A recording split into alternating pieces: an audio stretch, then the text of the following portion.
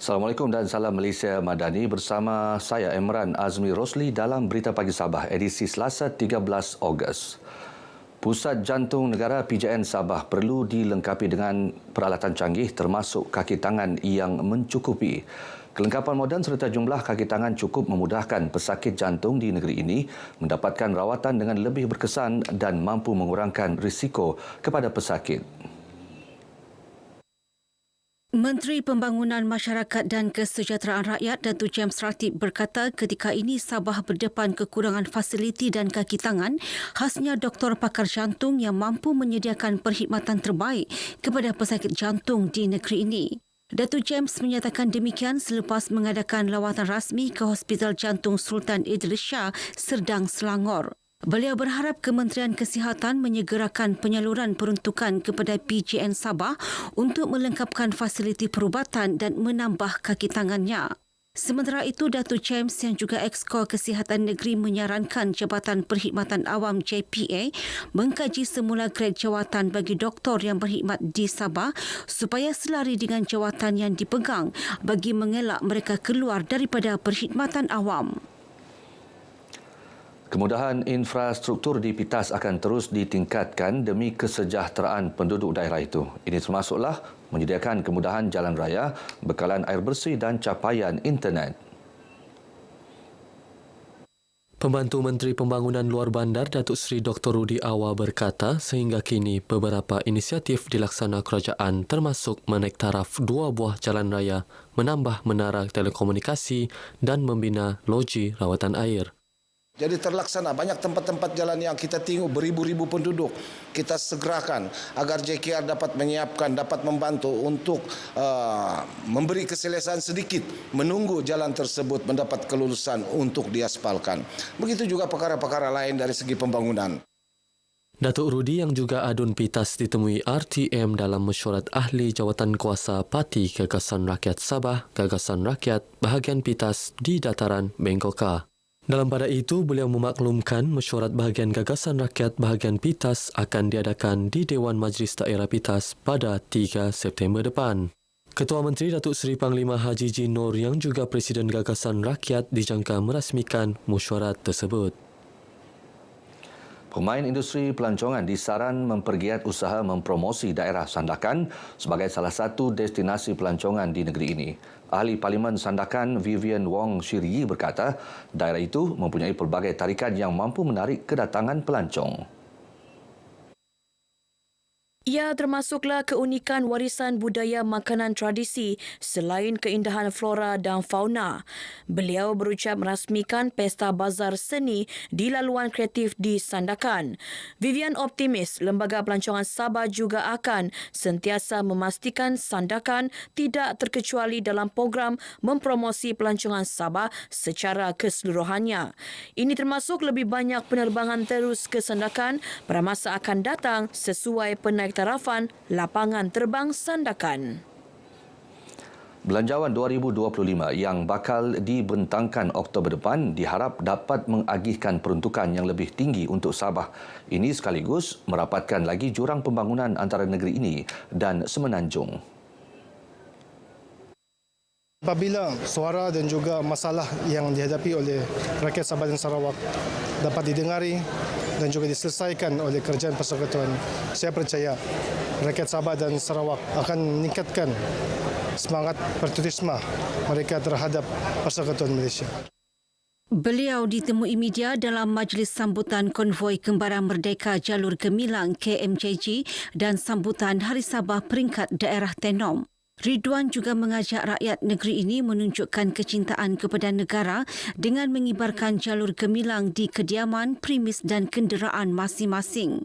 Hari ini konvoi KMJG akan diteruskan ke SK Pangi Tenom dengan menaiki kereta api. Peruntukan besar disediakan kerajaan dalam memperkasa program pendidikan dan latihan teknikal dan vokasional TVET di negara ini. Usaha itu bagi melahirkan lebih ramai tenaga kerja berkemahiran pada masa akan datang. Sehubungan itu, Pengerusi Lembaga Pengarah Perbadanan Tabung Pembangunan Kemahiran PTPK, Zahir Hassan berharap skim pembiayaan latihan kemahiran yang disediakan kerajaan melalui PTPK dalam mentransformasi tenaga kerja mahir terus dimanfaatkan rakyat negara ini. Ini termasuk Dana Perkasa TVET 2021, Dana Perkasa TVET 2022, Dana Transformasi Kerangka Produktiviti Insan TKPI dan Dana IDTAP. Kejayaan menawarkan latihan-latihan TVET ini bukan bergantung semata-mata dengan PTPK saja, tetapi kejayaan itu hanya dapat kita lahirkan apabila semua pihak, semua pemegang taruh, semua stakeholders bersama-sama mempunyai satu arah, tujuan yang sama agar kejayaan itu dapat kita capai sebaik yang mungkin. Menurutnya, kemunculan revolusi perindustrian 4.0 dan peningkatan kecerdasan buatan AI wujud keperluan mendesak untuk mengubah tenaga kerja negara agar lebih mahir untuk kekal relevan. Lebih RM130,000 disumbangkan Yayasan Persatuan Pengimport dan Perniagaan Kenderaan Melayu Perkema melalui program Tanggungjawab Sosial Korporat CSR di Sabah dalam Majlis Makan Malam Amal Perkema Malaysia ke-10 di Kota Kinabalu. Sumbangan itu diberi kepada 12 penerima terpilih terdiri Persatuan, Badan Amal, Tabung Kebajikan Hospital, Orang Kurang Upaya OKU dan individu B40. Turut disampaikan sumbangan pendidikan berjumlah RM80,000 kepada Perkema Sabah untuk diberi secara one-off kepada pelajar yang melanjutkan pelajaran. Memandangkan sekarang banyak pelajar-pelajar yang memerlukan bantuan, so Perkema akan invest dalam modal insan lah supaya kita dapat pemimpin-pemimpin di masa depan lah. So hopefully that would start something for the people of Sabah lah. InsyaAllah kita akan sediakan pekerjaan. Diperhalusi lah. Kalau kita pun nak siasat juga, kadang-kadang sudah ni anak orang kaya. Kalau ada orang kaya ni, minta maaf lah ya. Kita utamakan yang tidak ada kemampuan. P40. Setiap tahun, secara purata Perkema menyumbang RM700,000 untuk pelaksanaan program CSR di negeri ini. Dalam perkembangan lain, Presiden Perkema Sabah, Ridzuan Lasim berharap industri automotif yang mengalami sedikit kelembapan di negeri ini akan kembali stabil dan berkembang. We are surviving, tapi kita juga mengharapkan industri otomotif ni akan ada buka kilang di Sabah, mungkin kilang tayar, kilang bumper, supaya kita bolehlah ekspor ke Semenanjung pula. Itu ialah kita harapan saya untuk Sabah ni. Terlibat secara langsung dalam pemasangan ataupun supply komponen-komponen kenderaan untuk apa jua jenis kenderaan yang dipasang di Malaysia. Seorang lelaki warga tempatan didakwa di Mahkamah Magistrate Sandakan atas kesalahan membunuh seorang lelaki warga negara India pada 21 hingga 25 Julai lalu di Sandakan.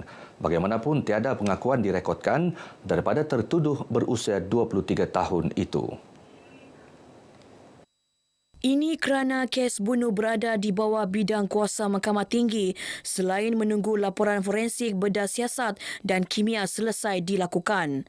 Tertuduh didakwa bersama-sama dua lagi orang yang masih bebas membunuh Muhammad Naufal Abdul Rashid, 35 tahun pada 21 Julai 2024 kira-kira 5.18 pagi hingga 25 Julai 11.30 pagi di kawasan semak berhampiran ladang kelapa sawit, Jalan Sungai Memanjang, Sandakan. Pertuduhan dibuat mengikut Seksyen 302 Kanun Kesiksaan dan dibaca bersama Seksyen 34 Kanun Kesiksaan.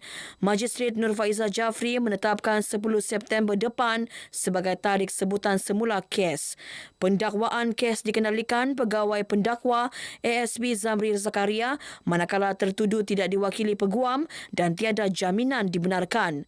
Pada Julai lalu, media melaporkan anak seorang pemilik restoran di Sandakan dilaporkan hilang bersama sebuah kenderaan sebelum mayat mangsa yang dipercayai bersabit kes ini ditemui di kawasan berkenaan. Baik saudara, paparan itu mengakhiri Berita Pagi Sabah kali ini. Menyusul selepas ini Berita Pagi Sarawak. Malaysia Madani, Jiwa Merdeka.